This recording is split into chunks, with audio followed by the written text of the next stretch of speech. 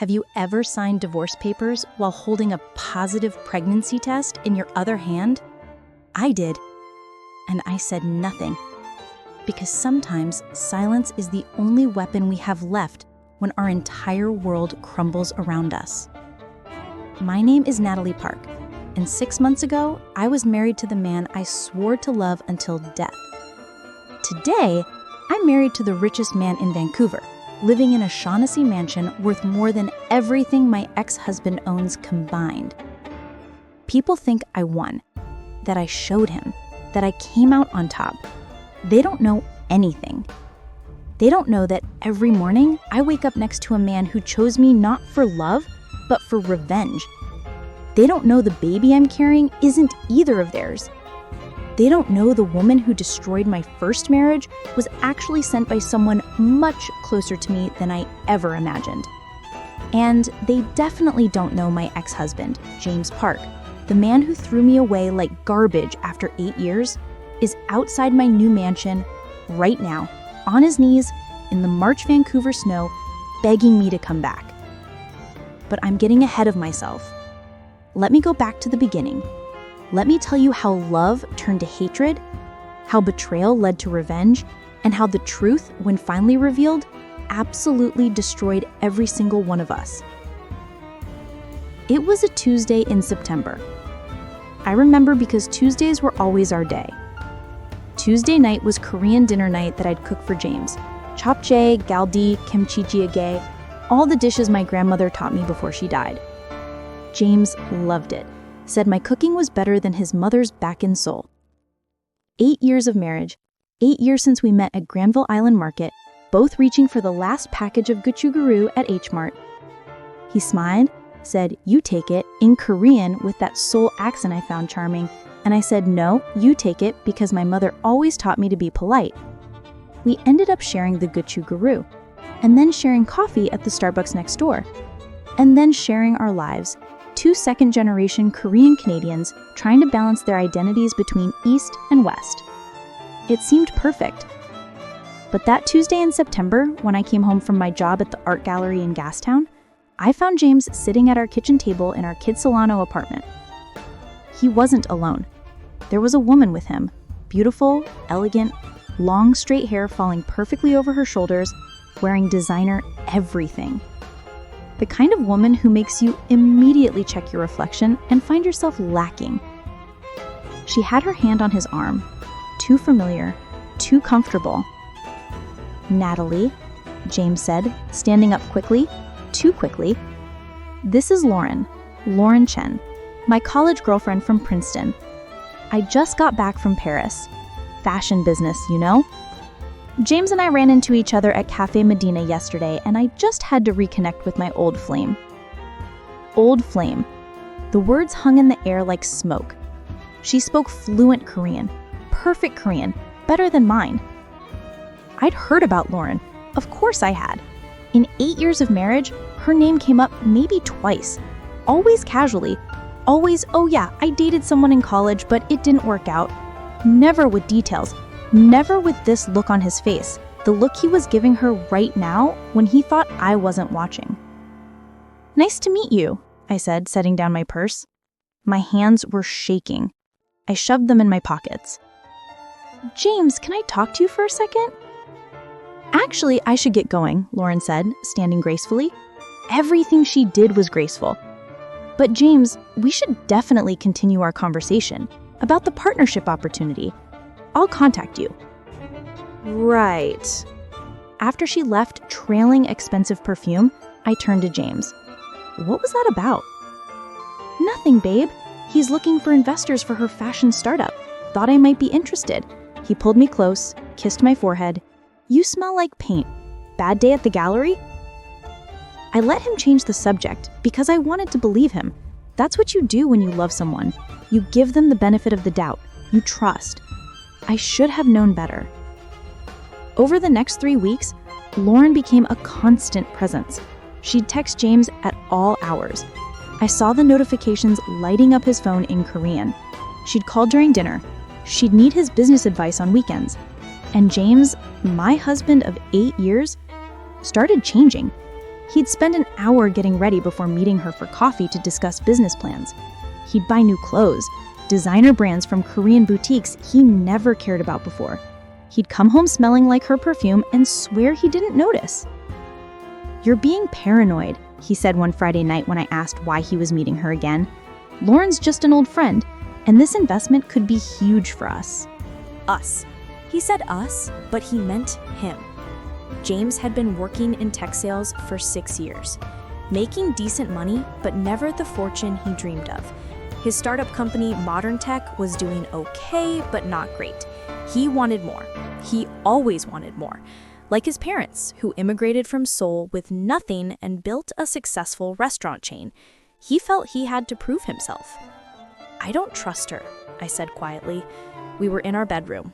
Rain pattered against the window. Typical Vancouver October. "There's something off about the way she looks at you."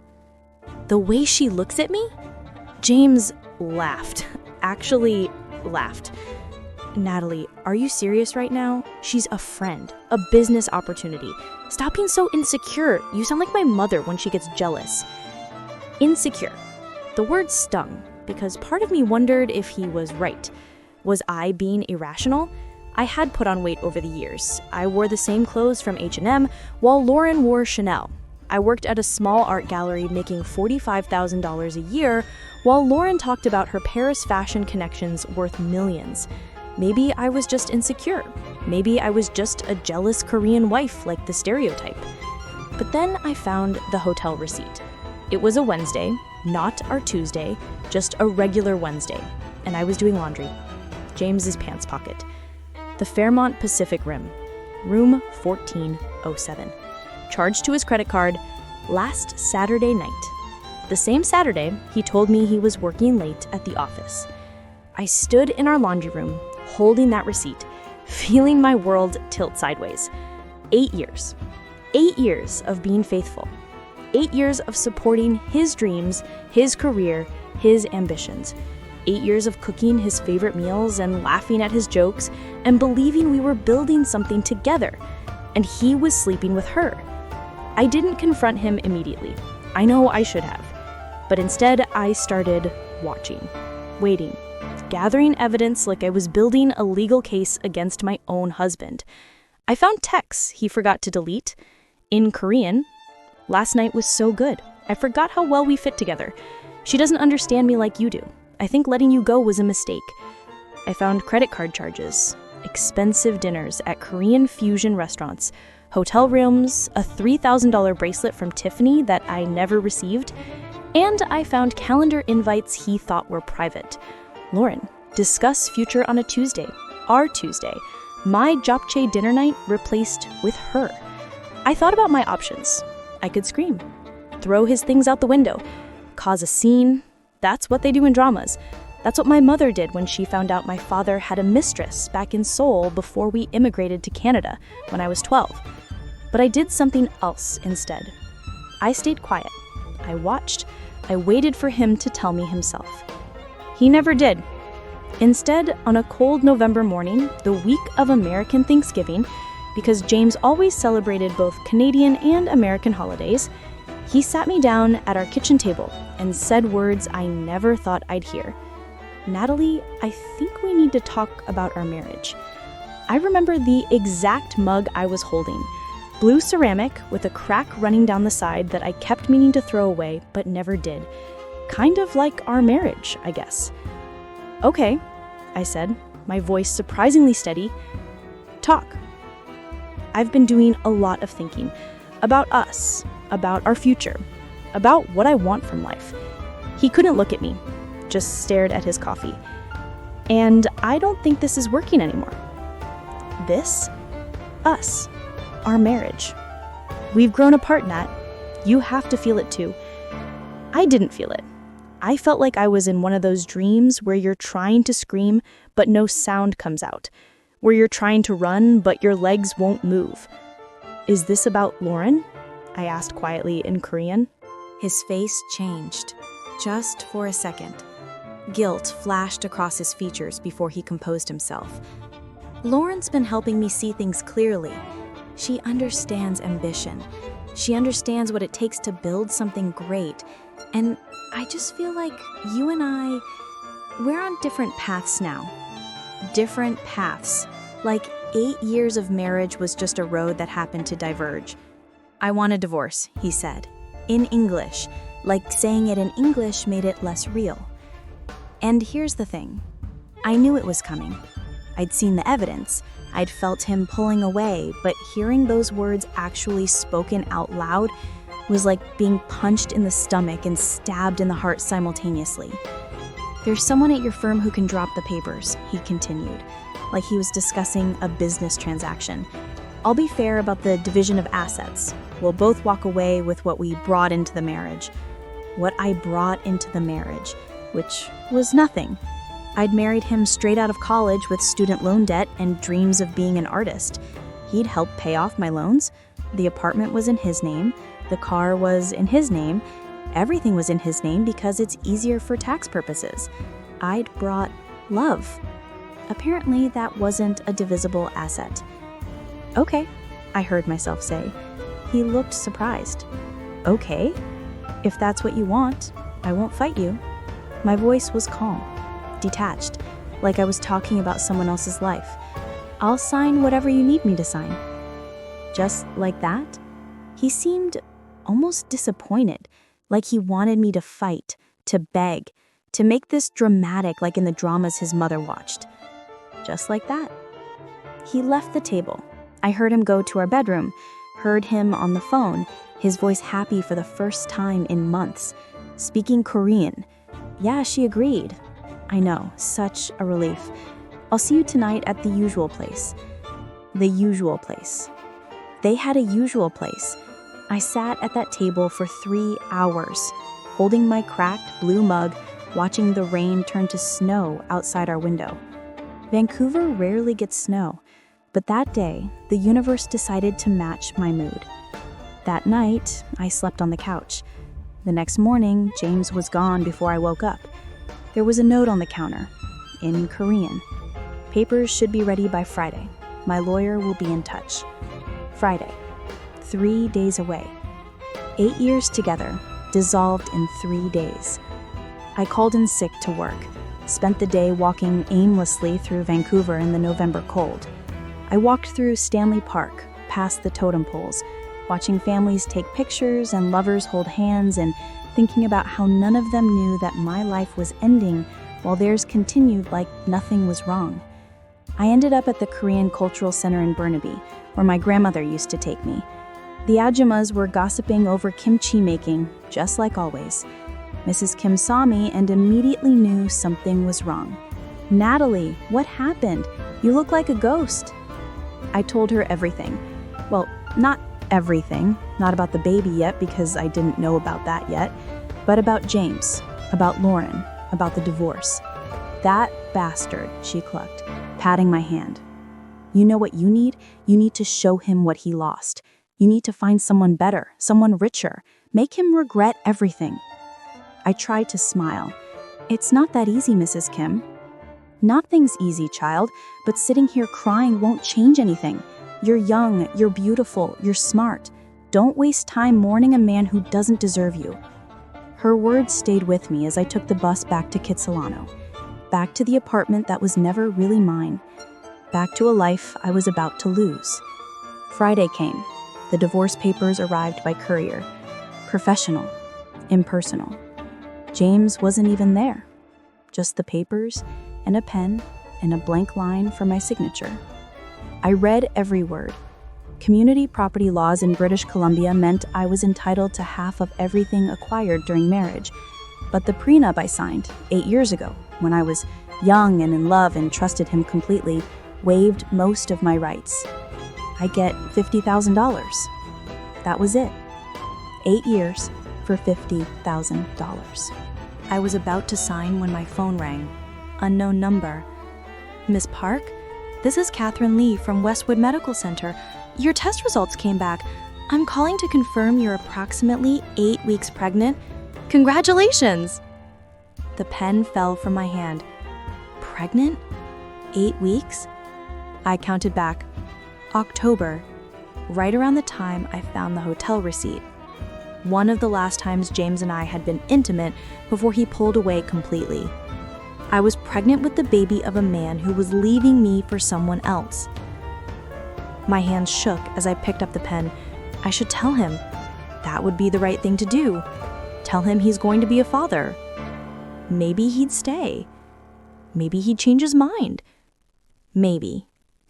But then I thought about Lauren, about the bracelet, about the hotel rooms, about she doesn't understand me like you do. And I signed the papers. I signed them, and I put them back in the envelope, and I called the courier to pick them up, and I said nothing about the baby growing inside me, because some things are too precious to share with people who don't deserve them. That night, I packed my things. Not much fit in my 2 suitcases, 8 years of life condensed into luggage. I left the apartment keys on the counter next to a note that just said, "Papers signed, good luck with everything." I stayed with Mrs. Kim for 2 weeks while I figured out what to do next. She fed me miyakguk, seaweed soup, traditional for pregnant women, even though I hadn't told her about the baby. Ajumas always know. "Where will you go?" she asked one morning over breakfast. "I don't know. I need to find a new apartment, something cheap. I'll have to save every penny now." That I stopped myself. "Now that you have a baby coming," she smiled. "I told you, we always know. The question is, what are you going to do? Keep it? Work? Survive? What choice do I have?" "You have many choices, Natalie. More than you think." She poured me more tea. "My nephew, Daniel, is looking for someone to manage his private art collection. He's very wealthy, CEO of some tech company, much bigger than your ex-husband's little startup. He just bought a mansion in Shaughnessy. Needs someone to curate it. Someone with your taste, your education." "Mrs. Kim, I can't." "You can, and you will. I already told him about you. He wants to meet you tomorrow. Wear something nice." I wanted to argue, but the truth was I was running out of money fast, and my gallery job barely paid rent. A private collection curator position would pay much better, and I needed that money now more than ever. So the next day, I put on my best interview outfit, a black dress that was starting to feel tight around the waist, and took the bus to Shaughnessy. Daniel Kong's mansion looked like something from a drama. Modern glass and steel nestled among the historic homes, surrounded by perfectly manicured gardens covered in December snow. My entire old apartment could fit in his foyer. The housekeeper let me in, led me through rooms filled with expensive furniture and empty walls waiting for art. And then I saw him. Daniel King, 38 years old, 6'2", perfectly tailored suit. Dark hair with just enough silver at the temples to look distinguished. Sharp Korean features and eyes that seemed to see right through every defense I'd carefully constructed. "Miss Park," he said, his voice deep and measured, speaking Korean naturally. "My aunt speaks very highly of you." "Your aunt?" I blinked. "Mrs. Kim is your aunt?" "She is, though she goes by her married name in the Korean community. I'm told you're recently divorced and in need of employment." "I'm not looking for charity, Mr. Kang." "Good, because I don't give charity. I give opportunities to people who earn them." He walked around me slowly, assessing. "My aunt says you have excellent taste in art and a strong work ethic. Can you prove it?" I spent the next hour discussing art with him. Rothko versus Pollock, Korean contemporary artists like Lee Bull and Choi Jung-hwa, the value of emerging versus established markets. We switched between English and Korean naturally, the way second-generation immigrants do. I forgot to be nervous, forgot about being pregnant and broke and divorced, just talked about the thing I loved most. "You're hired," Daniel said abruptly. $60,000 a year to start, plus benefits and housing allowance. You'll have full discretion over acquisitions up to $50,000. Anything higher requires my approval. When can you start?" Housing allowance?" "The carriage house and back. 2 bedrooms, fully furnished. It's empty. You can move in tomorrow if you'd like." I should have been suspicious. Should have wondered why a man I just met was offering me a job, a huge raise, and a place to live. But I was desperate and scared, and yes, maybe a little bit opportunistic. "Why are you doing this?" I asked. Daniel's expression didn't change. "My aunt asked me to help you. I trust her judgment, and I genuinely need a curator. Are you going to accept or keep questioning my motives?" "I accept." "Excellent. One more thing." He handed me a business card. "That's my personal attorney. I'm told you signed a prenup that waived most of your divorce settlement rights. She specializes in overturning those agreements. Call her." I stared at the card. "I don't understand. Your ex-husband is James Park, correct, of Modern Tech?" When I nodded, something cold flickered in Daniel's eyes. "I know James. We went to Seoul National University together before I transferred to Stanford. He's been trying to secure Series B funding for his startup for months. I control most of the venture capital in this city." He smiled, but it wasn't warm. "Consider this me investing in something much more valuable than his company. Consider this me investing in you." "You want revenge on him?" "Revenge? No. I want justice. There's a difference. James Park humiliated me years ago at SNU, stole my research, published it under his name, cost me my scholarship. I had to work 3 jobs to finish school while he coasted on stolen intellectual property funded by his restaurant owner parents. I swore I'd make him pay someday. And then, my aunt told me about you, about what he did. And I saw an opportunity for us both to get what we deserve." That was 3 months ago. Now I stand in the master bedroom of this Shaughnessy mansion, no longer the carriage house, but the actual mansion, wear a wedding ring that cost more than my entire old life, married to Daniel King, pregnant with a baby he thinks is his, watching through the window as my ex-husband kneels in the snow outside the gates, holding roses and begging me to talk to him. How did we get here? How did a job offer turn into a marriage proposal? How did revenge become reality? Let me tell you about December. After I moved into the carriage house, I threw myself into work. Daniel gave me an unlimited budget to acquire art for the mansion. I traveled to galleries across Vancouver, Seattle, Portland. I bought pieces by young Korean-Canadian artists. I negotiated deals. I made this cold glass house into something beautiful. And Daniel was always there, not hovering, not controlling, just there. He'd bring me pu'er tea when I worked late. He'd ask my opinion on business decisions in that respectful way Korean men do when they actually value a woman's input. He'd listen when I talked about art theory like it actually mattered to him. "You're different than I expected," I told him one evening in mid-December.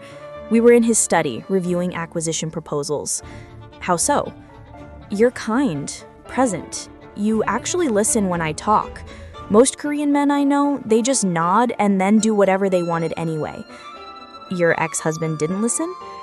"My ex-husband heard me but never listened. There's a difference." Daniel set down his papers. "Your ex-husband is a fool. Anyone who let you go is either blind or stupid. Probably both." It was the first time he'd said something personal, something that wasn't about work or art or business, and I felt something shift between us. "Why did you really hire me?" I asked quietly. "You could have hired any curator in the world." "I told you. My aunt asked." "The truth, Daniel." He was quiet for a long moment. Then, "James Park humiliated me years ago at SNU, but I also knew from the moment I saw you in my aunt's photos that you were special. She'd show me pictures. Look at my friend's granddaughter, the talented artists, and I'd think, this woman has sad eyes. Beautiful, but sad. Like she's carrying weight she shouldn't have to carry. That's weirdly poetic for a tech CEO. My mother wanted me to be a poet. My father wanted me to be a CEO. I ended up disappointing them both by being a poet who makes money." He smiled slightly. "The point is, yes, I wanted revenge on James, but I also wanted to know you, The woman in those photographs who looked at art like it was magic.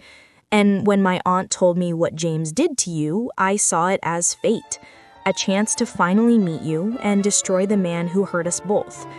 So I'm part of your revenge plan. You were, past tense. Now you're something else entirely. What am I now? He looked at me for a long moment. I'm still figuring that out, but I know you're not just revenge anymore. You're real. You're here. You're making my empty house feel like a home. It wasn't a love confession, but it was honest. And after 8 years of lies with James, honest felt like oxygen. Over the next weeks, Daniel and I settled into a routine. We'd have breakfast together, discussing art and business, and nothing in particular. We'd work separately during the day. We'd reconvene for dinner, sometimes cooking together. Terrible cooks, both of us, but laughing at our failures. And slowly, without realizing it was happening, I started looking forward to seeing him. Started smiling when he'd bring me tea without being asked. Started feeling safe in a way I hadn't felt in months. It was during one of these comfortable evenings, late December, snow falling outside, that Daniel made his proposal. "I have a business event next week," he said casually. We were in the living room, him working on his laptop, me sketching acquisition ideas. "Vancouver Art Gallery Christmas Gala. Tech community will be there, including James." I looked up.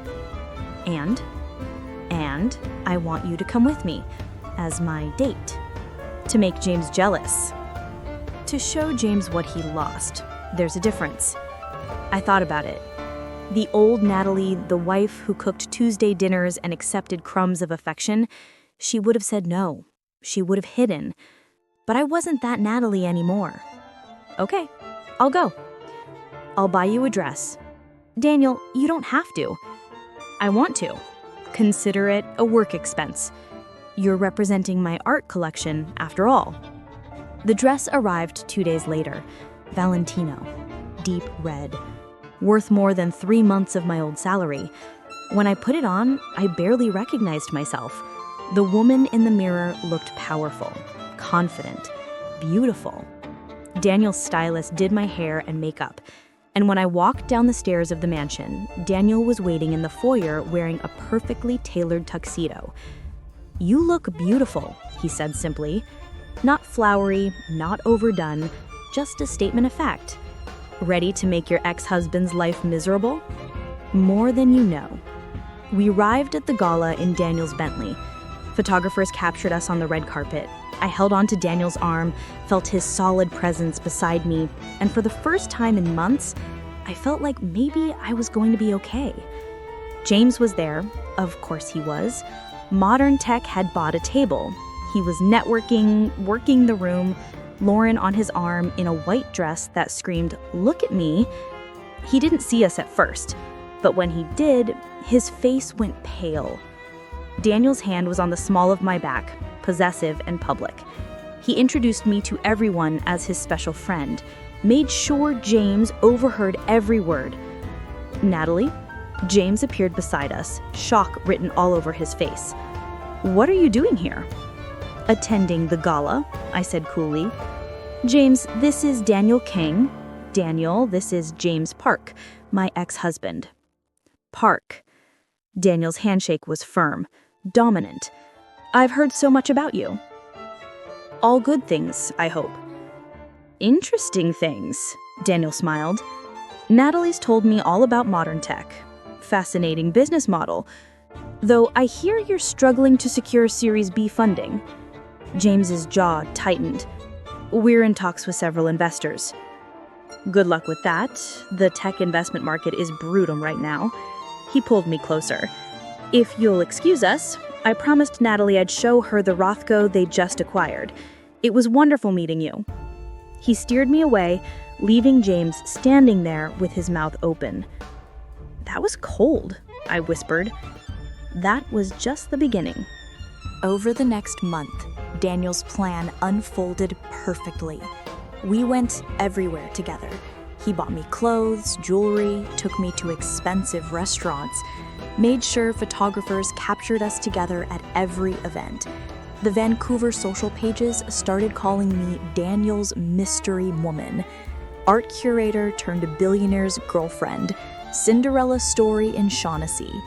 And James saw every article, every photo, every mention. I know because he started calling, started texting, started showing up at the gallery where I used to work, asking where I was, what I was doing, who the hell Daniel Kang was, and why was I with him.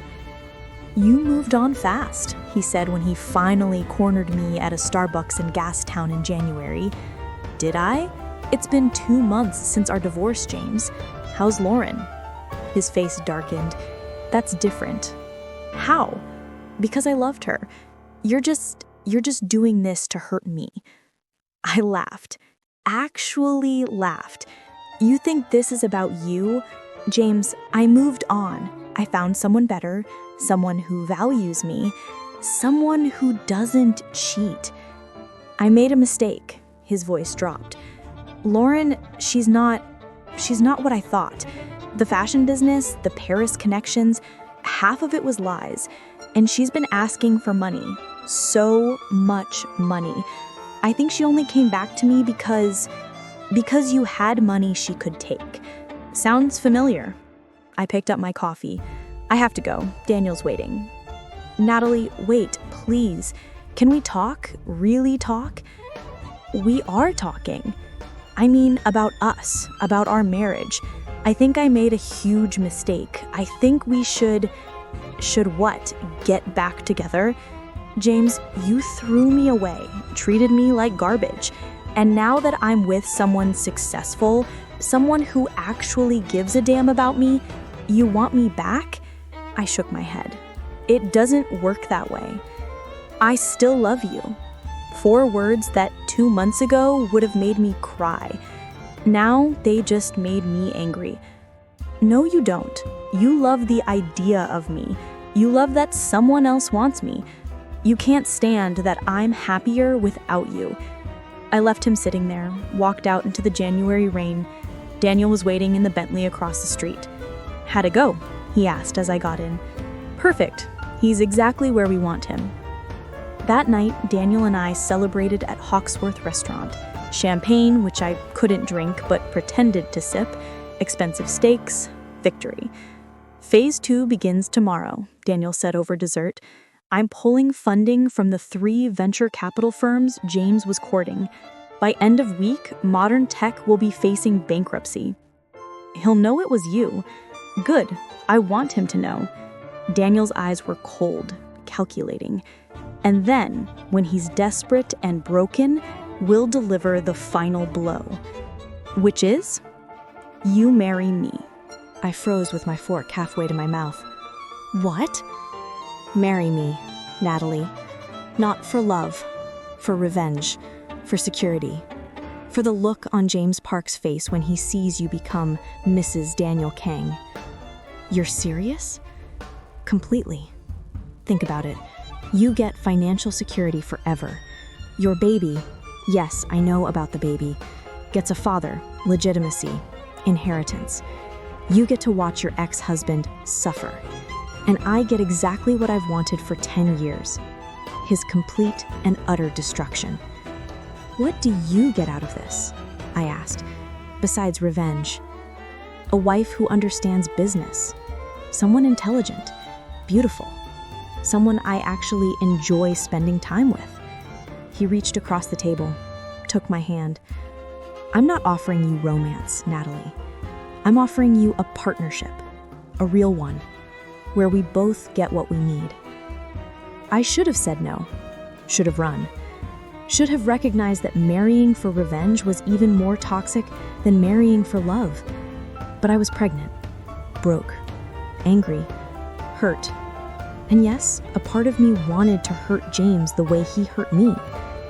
"Yes," I heard myself say, "I'll marry you." We got married 2 weeks later at City Hall.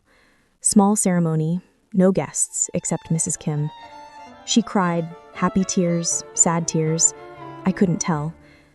Daniel put a ring on my finger that cost more than my entire old life, 3 carats, flawless diamond, completely meaningless. And then we held a reception. Not immediately, that would be too obvious, but a month later, February, Valentine's Day, because Daniel has a cruel sense of humor.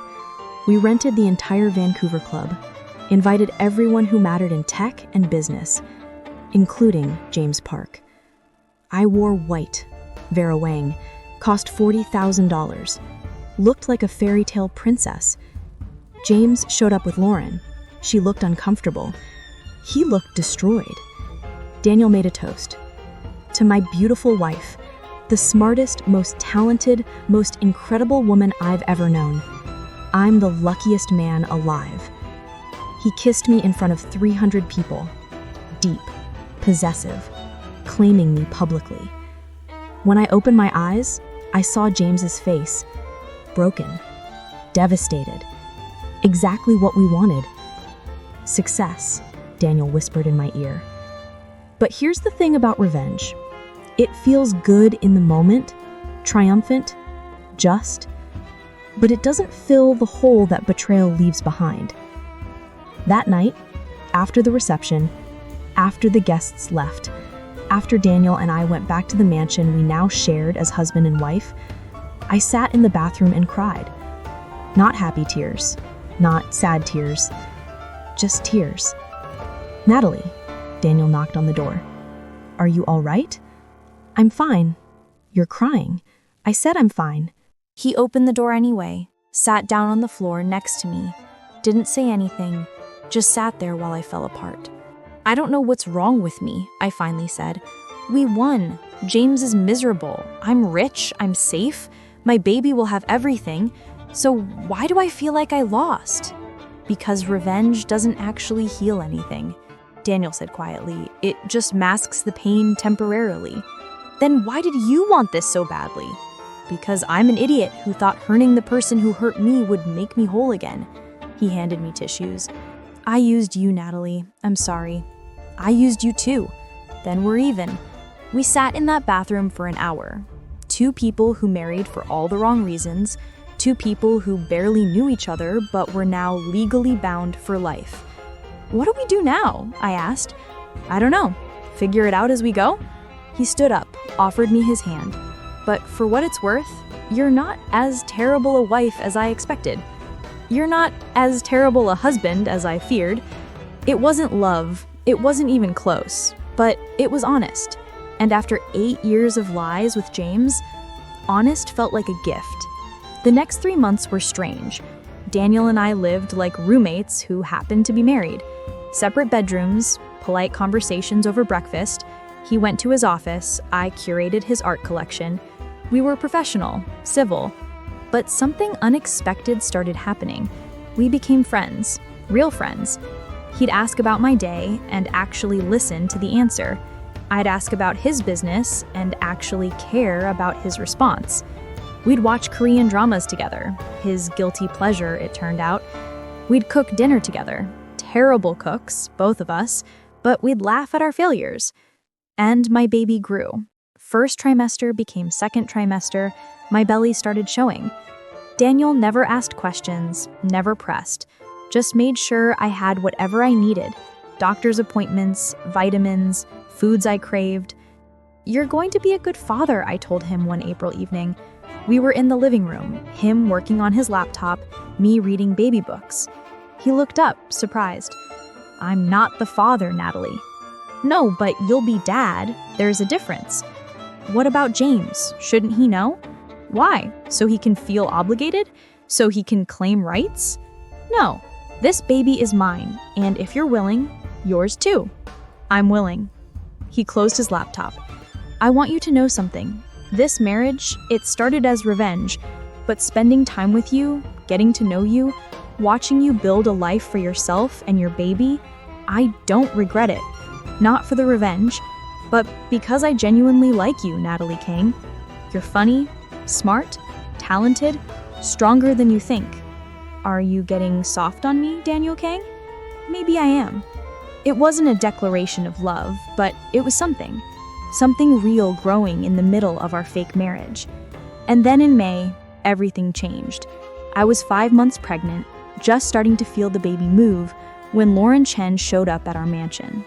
I should have kicked her out, should have slammed the door in her face, but curiosity got the better of me. "Talk," I said. We sat in the living room, me in the armchair, her on the sofa. She looked different than I remembered. Thinner, tired, desperate. "I'm not who you think I am," she started. "My name isn't really Lauren Chen, it's Lena Park." "Park? We have the same... because we're cousins. Second cousins. Your grandmother and my grandmother were sisters." I felt like the ground was shifting beneath me. "That's impossible. I would have known. Your grandmother cut ties with our side of the family years ago, some kind of scandal in Korea.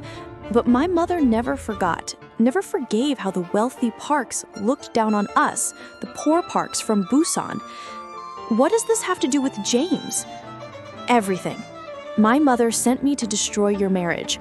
She found out James was your husband, knew about his ex-girlfriend Lauren Chen from Princeton, and paid me to pretend to be her. The real Lauren Chen died in a car accident in Paris 2 years ago.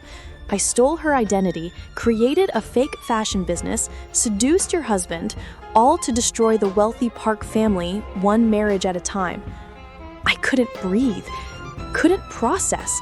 "You're saying this was planned? All of it?" "From the moment I accidentally ran into James at Cafe Medina, Mom paid for everything, the clothes, the hotel rooms, the lies. She wanted you to suffer the way she suffered when the family abandoned us." "That's insane." "Maybe, but it worked.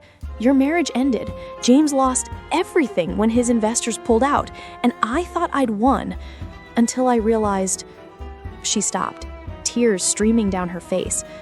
"Until I realized James actually loved you, that when he talks in his sleep, he cries your name, that every time he looks at me, he's seeing you, that I destroyed something real for something as petty as family revenge. Why are you telling me this now?" "Because I'm pregnant too, with James's baby, and I don't want to trap him the way I trapped you. I don't want my child raised on lies." She reached into her purse, pulled out documents. "These are recordings of my mother's instructions, bank records showing her payments, proof of everything.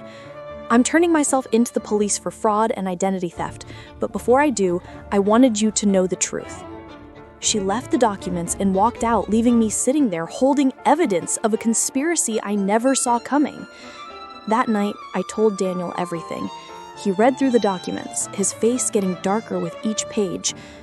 "Your family," he said quietly. "Your extended family did this? Apparently. What are you going to do?" "I don't know." I pressed my hand to my belly, feeling the baby kick. "She deserves to go to prison, but James, he was manipulated just like I was." "You're thinking about telling him. Wouldn't you want to know?" "Natalie, if you tell him, he'll want you back. He'll beg. He'll use this as an excuse for everything he did." "I know. And you're pregnant with his baby. If he finds out..." "I know that too." We sat in silence. Then Daniel did something unexpected. He took my hand. "I need to tell you something I should have told you months ago." He took a deep breath. "I didn't just hire you for revenge against James. That was part of it, yes. But the real reason..." He paused. "I've been watching you for years. At the gallery, at art shows. My aunt used to talk about her friend's granddaughter, the talented artist. I'd see you sometimes, this beautiful woman who looked at art like it was magic, and I wanted to know you, to talk to you, but you were married and I was obsessed with revenge against my husband. Yes, and when my aunt told me you were getting divorced, I saw it as fate, a chance to finally meet you without the complication of James. But I never expected..." He met my eyes. "I never expected to fall in love with you, Natalie." Time stopped. "What?" "I love you. Not because you're beautiful or talented or pregnant with another man's baby, but because you're you. Because you laugh at my terrible jokes. Because you cry during every K-drama. Because you're strong when you should be broken. Because you chose to keep a baby when you had every reason not to. Because I kissed him. It wasn't planned, wasn't strategic. I just kissed him in the middle of his declaration and felt, for the first time in a year, something real. When we pulled apart, we were both crying. I don't know if I love you yet, I admitted, but I think I could. I think I'm starting to. That's enough for now. We didn't sleep together that night, just held each other. Two broken people trying to build something real from the ashes of revenge. But the next morning, James was outside our gate, on his knees in the late spring Vancouver rain. Which brings us to now. I am standing at the window, 6 months pregnant, watching my ex-husband kneel in the mud, holding roses, begging me to talk to him. And I'm married to a man who just confessed he loves me, a man who was supposed to be a revenge plot, a man who somewhere along the way became real. What are you going to do? Daniel asks, appearing beside me. I'm going to tell him the truth, all of it, about Lauren being fake, about the baby, about us. And then I'm going to let him go. He won't let you go. He doesn't have a choice. I turn to face Daniel because I choose you, not for revenge, not for security, but because somewhere in this mess, we found something real, and I'm not giving that up. Daniel pulls me close, one hand on my belly where our baby kicks. Are you sure? I've never been more sure of anything. I walk outside, past the perfectly manicured gardens, past the gates that keep the world out, to where James kneels in the rain. Get up, I say. He looks up, hope in his eyes. Natalie, please. I know I screwed up. I know I hurt you, but Lauren? She wasn't who I thought. None of it was real. But you and me? We were real. We can be real again.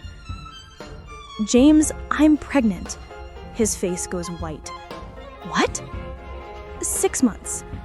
It's yours. Conceived about a week before you asked for the divorce. 6 months? Why didn't you tell me? Because you were too busy screwing fake Morin to notice your wife was falling apart. Fake? What are you talking about? I tell him everything. About Natalie Park, about the family conspiracy, about how he was manipulated from the start. I show him the documents she left. He reads them, his face going through emotions I can't identify. Shock, anger, betrayal. My entire relationship with her was a lie? Yes. And the baby I thought was mine is yours, but not from her, from me. Then we can be together. We can raise our baby.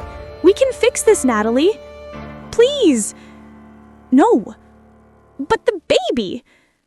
The baby will know you're their biological father.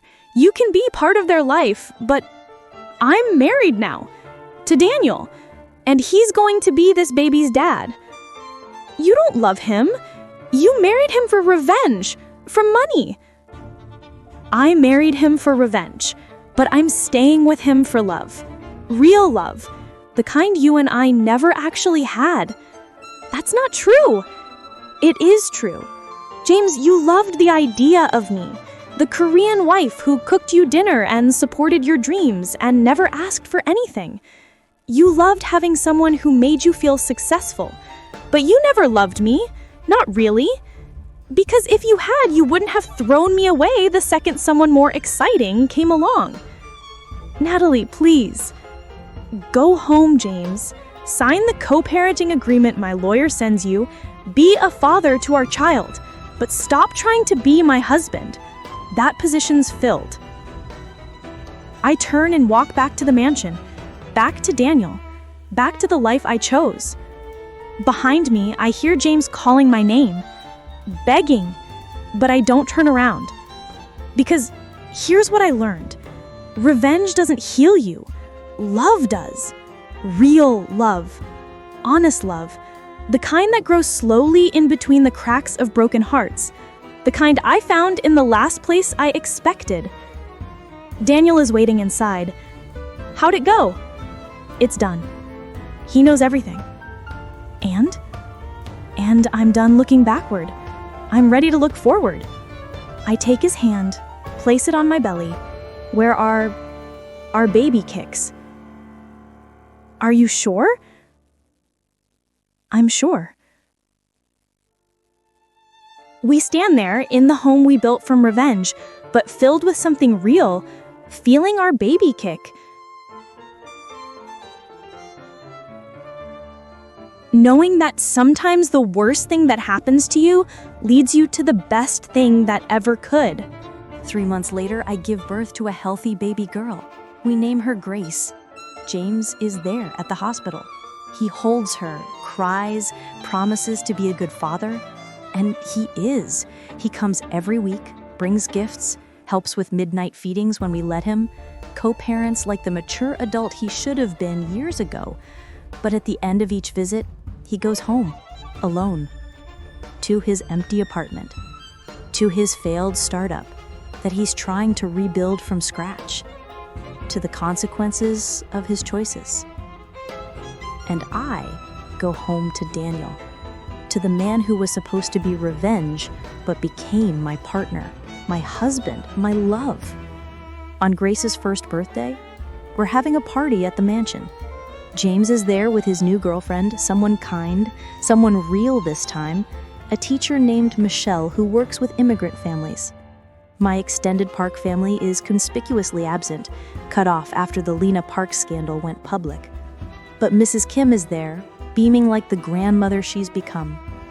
"Are you happy?" she asks me in the kitchen while we're preparing Korean food for the party. I am. Genuinely, surprisingly, completely happy. Good. You deserve it, Natalie, after everything. Thank you for introducing me to Daniel, for saving my life. I didn't save your life, child. I just gave you an opportunity. You saved yourself. Maybe she's right. Maybe we all save ourselves in the end. Maybe the path from heartbreak to healing isn't straight or simple or pure. Maybe it's messy and complicated and filled with revenge plots and fake marriages and unexpected love. But if that path leads you home, leads you to real love, leads you to a life worth living, then maybe all the mess was worth it. Daniel appears in the doorway, Grace on his hip, her tiny hands pulling at his tie. "Come on, you two, we're about to sing happy birthday." I look at my husband, at the baby we're raising together, at the life we built from the ashes of my old one, and I think, this is what winning actually looks like. Not revenge, not seeing your ex suffer, but finding yourself, finding love, finding home, even if it takes you through hell to get there. But here's the final twist I didn't see coming. As we're cutting Grace's cake, shaped like a little artist's palette because she already loves to smear paint everywhere, Daniel's phone rings. He steps away to take it. When he comes back, his face is strange, pale. "That was my lawyer," he says quietly, pulling me aside. "What's wrong?" James just filed paperwork. He's not suing for custody. He's giving up all parental rights. My heart stops. What? We find James on the back patio, away from the party. "What did you do?" I demand. He turns to face us, and I see tears in his eyes. "I'm releasing you. Both of you. All three of you, I guess." "James, you can't just give up your daughter." "I'm not giving her up. I'm giving her the family she deserves. The family she already has." He wipes his eyes. I see the way she looks at Daniel, like he hung the moon, and I see the way he looks at her, like she's already his. And you know what? She is. In every way that matters. But you're her biological father. Biology doesn't make you a dad, Natalie. You taught me that. Love makes you a dad. Showing up makes you a dad. And Daniel's been doing that since day one, while I was too busy feeling sorry for myself. He takes a shaky breath. I want you to adopt her, Daniel. Legally, officially. I want Grace to have the father she deserves, the father I could never be. James, that's an incredibly selfless thing to do. It's the first selfless thing I've done in my entire life. Better late than never, right? James laughs bitterly. Besides, I'm moving to Toronto. Michelle got a job offer at a school there. Fresh start for both of us. I'll still send money for Grace's education. I'll still want updates, pictures. But I won't be in the way anymore. You three, you're a family. I'm just the guy who provided the DNA. I'm crying. Daniel's crying. Even James is crying. You're sure about this? I ask. I've never been more sure of anything. Let me do this one thing right, Nat. Let me give my daughter the father I never had. The father she already calls daddy when she thinks I'm not listening. It's true. Grace has been saying dada for months, always looking at Daniel when she does. I thought it would hurt James. Turns out he was just waiting for the right moment to let go. 6 months later, the adoption is finalized. Grace's birth certificate is amended. Daniel King is officially her father. James sends a card congratulating us from Toronto. Inside is a check for her college fund and a note that just says, "Thank you for teaching me what love really means." And you know what? I forgive him. Not because he deserves it, but because I deserve peace. Because holding on to anger was making me heavy, and letting it go makes me free. 2 years after that disaster Tuesday in September when my world ended, I'm standing in the same kitchen in our Shaughnessy mansion, making japchae for Tuesday dinner. But this time, I'm cooking for my husband, Daniel, and our daughter, Grace. And this time, the man eating my cooking actually sees me, actually values me, actually loves me for who I am, not who he wants me to be. "This is delicious," Daniel says, Grace in a high chair between us, smearing rice all over her face. "Your grandmother would be proud." I think she would be. Not just of the food, of all of it, of how I survived, how I found you, how I found myself. Do you ever regret it? Any of it? Even the painful parts? No, because the painful parts led me here, to you, to Grace, to this life. I reach across the table, take his hand. I wouldn't change a single thing. Not James, not Lauren, not the divorce, not even the revenge plot. Because every single mistake, every single heartbreak, every single wrong turn led me exactly where I needed to be. That's very philosophical. I've had a lot of therapy. We laugh. Daniel laughs too, not understanding, but loving the sound. And I realize this is what happiness actually feels like. Not perfect, not Instagram worthy, just real. Just us. Just love. If you've ever been betrayed, broken, left behind, know that your story isn't over. Know that sometimes the worst thing that happens to you is secretly the best thing that ever could. Know that you have more strength than you realize, more options than you see, more future than you can imagine. And if you want to hear more stories about love, betrayal, revenge, and the complicated paths to happiness, stay tuned. Because next time, I'll tell you about the woman who discovered her perfect husband had 3 other wives in 3 different cities, and how she united them all to take him down. Until then, remember you're stronger than your heartbreak, braver than your fear, and capable of more than you know.